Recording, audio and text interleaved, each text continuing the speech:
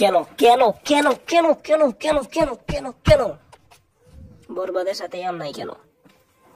ভয়াল 18+ হয়ে আসতে পারে, অন্যদের যে কোনো সিনেমা রিলিজ দেওয়া যাবে, কিন্তু শাকিব খানের সিনেমার সময় কোনোভাবেই রিলিজ দেওয়া যাবে না।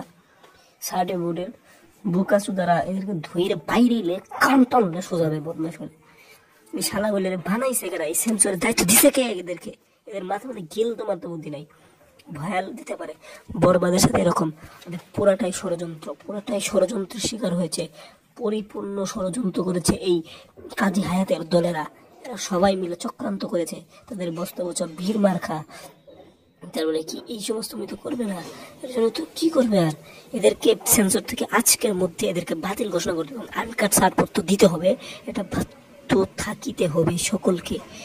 এটাই নিয়ম করতে হবে, এই নিয়মেই চলতে হবে। বাংলাদেশ কারো বাপের না, এই চলচ্চিত্র কারো বাপের না যে যা মন চাইবে।